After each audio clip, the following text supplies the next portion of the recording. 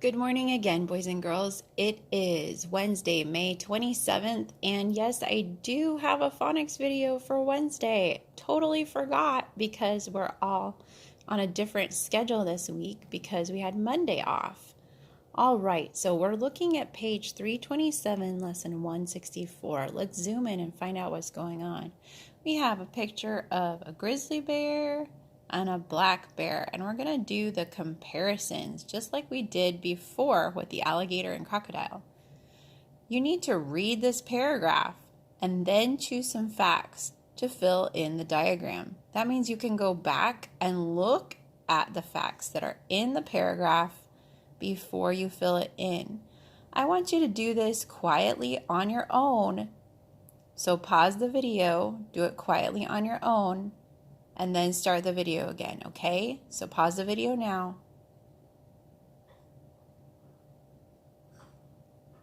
Okay, we're back, and the paragraph said, can you tell the difference between a black bear and the grizzly bear?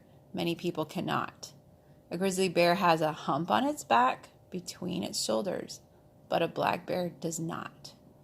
A grizzly bear has pointed ears, while the black bear's ears are rounder. If you could see the front claws of the grizzly, you would see that they are long. A black bear's front claws are only half as long as a grizzly bear's claws. Both kinds of bears are maybe several different colors. So even though one is called a black bear, it could be anywhere from white to very black. A black bear can climb a tree very well, but the grizzly bear is not a good tree climber.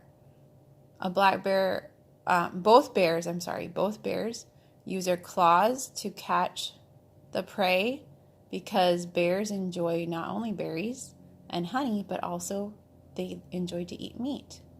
Now you know the difference. Next time you see one of these bears in the zoo or in the wild, you will know which bear it is. So again, you need to go back and check where it says both. Then you can put those things in the section that says same.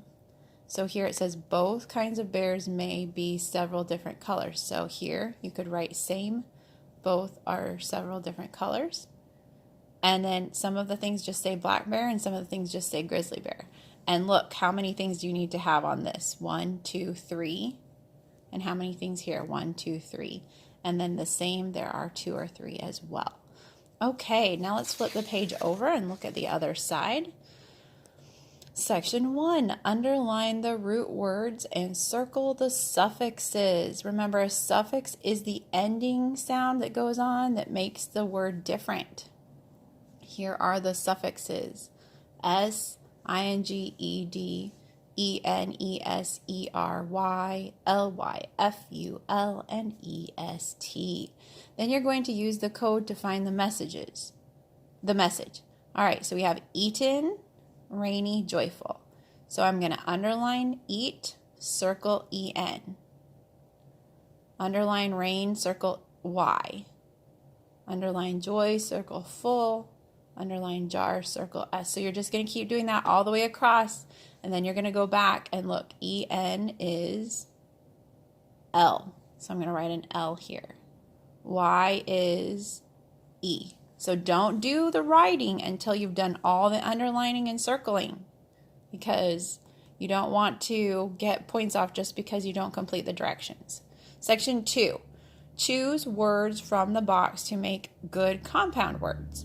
So here's your box, and you're going to add it to this root to make another word and make the compound word. So ant hill, blue,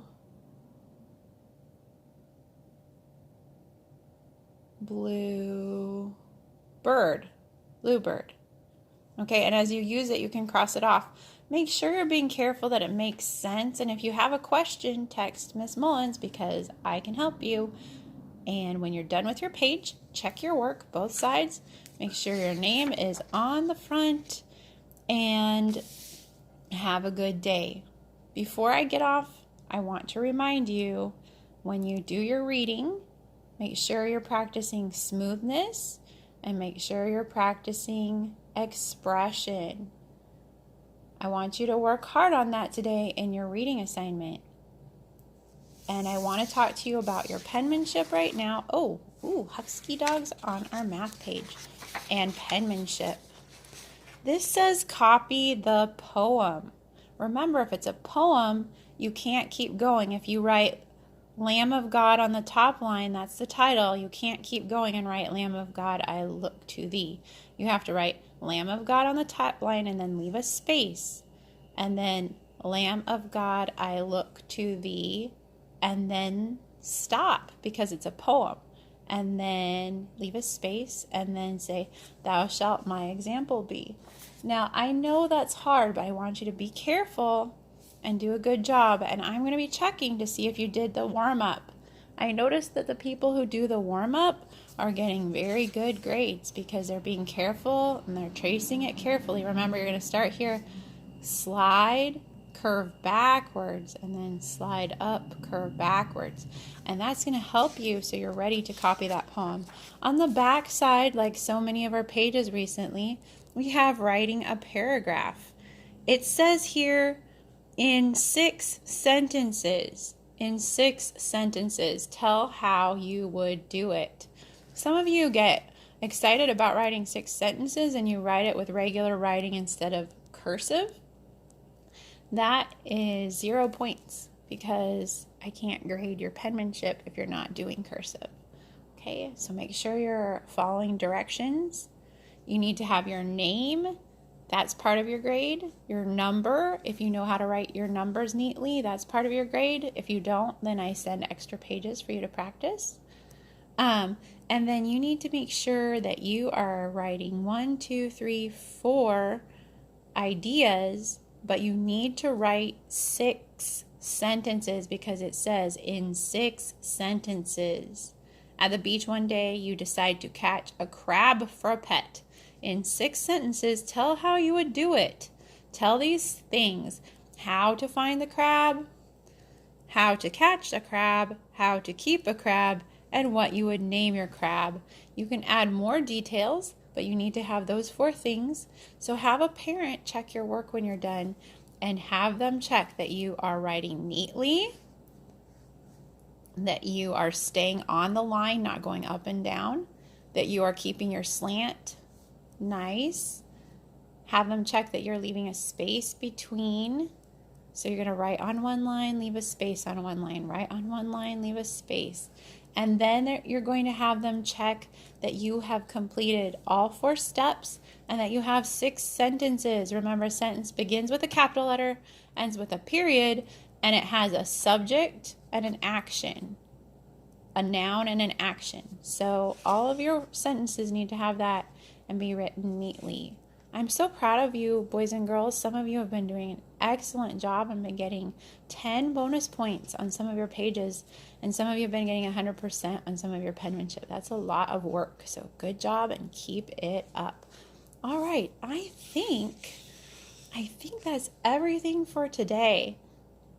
If you didn't already check your spelling pages, make sure that you do that. Make sure that you check your spelling and that you circled your special sounds on your spelling page 64.